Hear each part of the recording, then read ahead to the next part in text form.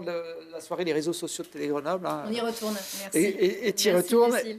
Et on a le plaisir d'accueillir sur ce plateau un duo, colistier, Philippe Cardin, donc tête de liste. Bonsoir. À Mélan, et Mélina Héranger, bonjour. Bonsour. Vous êtes la numéro 2 de cette liste. Absolument. Alors on a déjà pas mal parlé de Mélan au cours de cette soirée, évidemment, puisqu'on a eu des résultats assez tôt grâce au vote électronique. Un petit mot, Philippe Cardin, en tant que tête de liste. On ne savait pas trop ce que ça allait donner. Vous représentiez l'Union de la gauche. Il y avait une droite très divisée à Mélan. Et finalement, c'est vous qui sortez largement en tête. C'est ça, nous sommes ravis. Nous avions, pendant la campagne, un ressenti fort des Mélanais qui nous avaient dit combien il est important pour eux de tourner la page, de changer d'air. D'installer à la mairie une nouvelle équipe. Et nous avons été surpris ce soir d'arriver si près du but, à effectivement moins de 65 voix de passer au premier tour.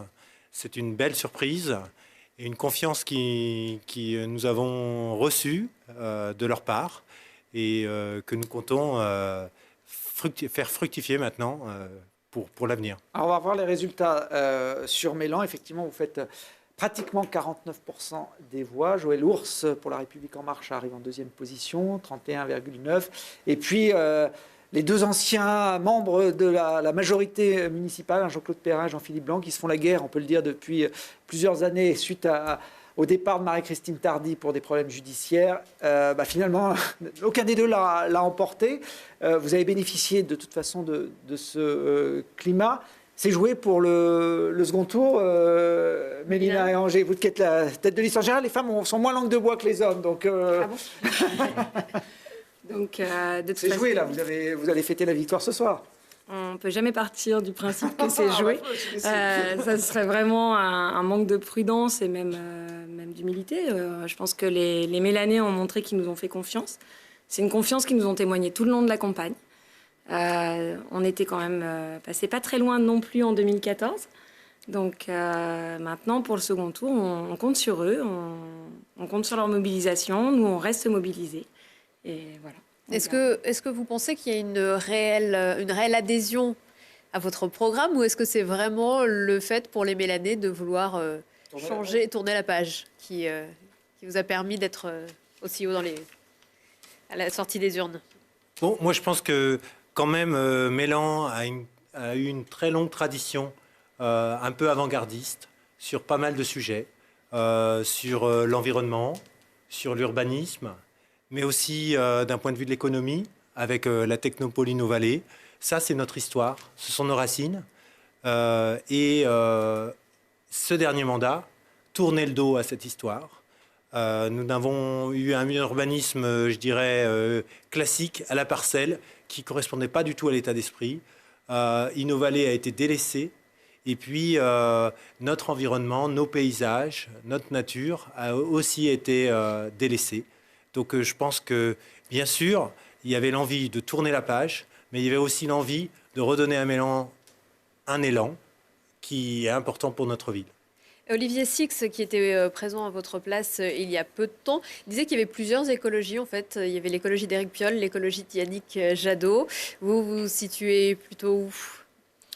Nous, on se situe dans une écologie pragmatique, assez économe, mais aussi une écologie avant-gardiste. C'est-à-dire nous sommes prêts à essayer des choses dans notre ville. En particulier, typiquement, l'envie de faire une ferme maraîchère, une ferme pédagogique aux portes de la ville, dans la plaine de la Tailla. C'est quelque chose d'important.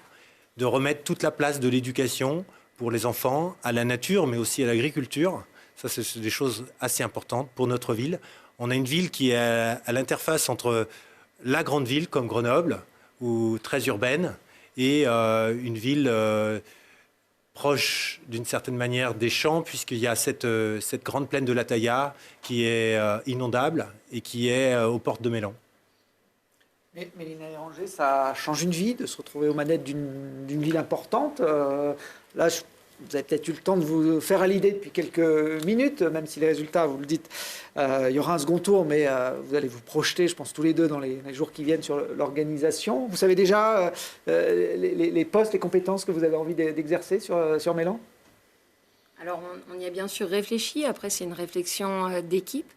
Demain, on a développé des compétences déjà en tant qu'élu précédemment. C'est des compétences qu'on rêve maintenant de mettre en application en étant majoritaire. Je pense que la répartition, on peut pas en parler aujourd'hui, plutôt dans le sens où, toujours le même sens que tout à l'heure, il faut rester prudent. Ce qu'on sait, c'est qu'on va le construire sur l'envie et effectivement sur la compétence. Aujourd'hui, on connaît bien les dossiers. On a une équipe qui est constituée de citoyens qui ont des compétences déjà professionnelles ou par rapport à leur expérience et qu'on souhaite guider aussi en tant qu'ancien élu et on verra en fonction de ça. Philippe Cardin, la seule chose qui peut peut-être vous empêcher de devenir maire de Mélan, c'est l'annulation du second tour. On en parlait avant le premier. J'imagine que dans les jours qui suivent, on va en parler encore de plus en plus. Vous l'avez en tête, forcément, Bien sûr, on l'a en tête. Et si les conditions sanitaires doivent amener les autorités à prendre des mesures, elles sont tout à fait raisonnables. Et il faudra, bien sûr... Vous l'accepteriez si mercredi... Tout à fait, ça ne pose aucun problème. Je pense que pour nous, quand même, la démonstration de la confiance est là. Et ça, c'est un résultat. Et peu importe la manière dont cela sera valorisé, si c'est la semaine prochaine ou si c'est dans quelques mois, nous sommes sur une bonne dynamique. Nous avons prouvé que nous pouvons convaincre les Mélanais de faire un chemin avec nous. Et donc ça, c'est très important. Et ce qui aussi, il y a une projection qui me semble importante aussi, c'est l'aspect métropolitain, auquel justement, avec Mélina Éringer, si nous étions majoritaires, nous siégerions à la métropole. Je pense que ça, c'est un élément important. Beaucoup de notre programme s'articule avec la métropole. Et donc, ça, c'est à réfléchir et à réfléchir dès aujourd'hui. C'était une grande surprise pour nous, la campagne à Mélan sur ce sujet de la métropole. Nous sommes partis un peu, pas forcément en mettant très en avant la métropole, mais la campagne s'est terminée sur notre slogan « La métro, c'est nous », où nous voulons rapprocher la métropole des habitants. Donc ça, c'est quelque chose qu'on doit continuer à réfléchir. Et si le second tour était reporté à plus tard, ça serait à creuser. Cette question-là peut encore avancer. J'étais très surpris, et c'est un enseignement de cette campagne en ce qui me concerne, c'est que la campagne elle-même et le débat qui s'est passé avec les Mélanais, les habitants, a permis de faire évoluer le programme, de faire peser plus lourd certaines parties de nos propositions, alors que ce n'est pas forcément de là que nous étions partis. Donc voilà, s'il y avait un report, nous metterions à profit ce report pour encore améliorer et réfléchir aux propositions que nous voulons faire.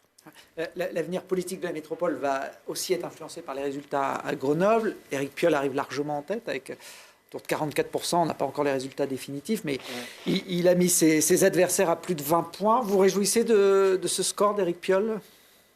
Éric Piolle a fait une bonne campagne. Il a une bonne image nationale, voire européenne. Je pense que cette image sert Grenoble, sert les Grenoblois de manière.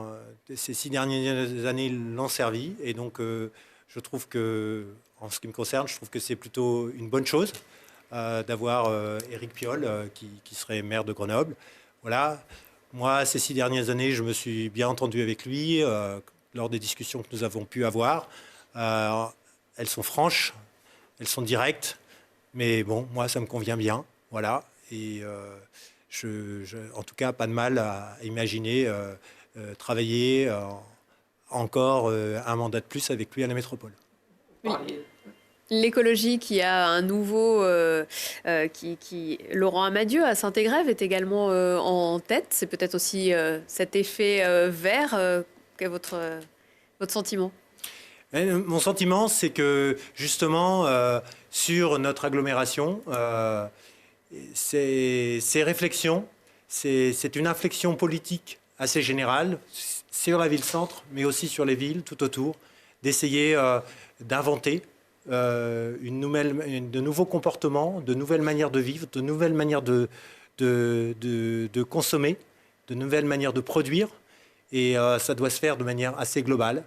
Et pas forcément dans la révolution, mais dans l'évolution, dans les transitions que nous devons mener dans chacune des villes, avec leurs richesses, leurs atouts. Et donc la métropole devra prendre sa part. Pleinement. C'est pas beaucoup de sens, on le sait bien, pour beaucoup de questions écologiques, telles que par exemple la pollution. Ça n'a pas beaucoup de sens de réfléchir à l'échelle communale, voire à l'échelle métropolitaine d'ailleurs aussi. Donc voilà, ça c'est des sujets importants qui feront les articulations, le squelette de la politique métropolitaine de demain.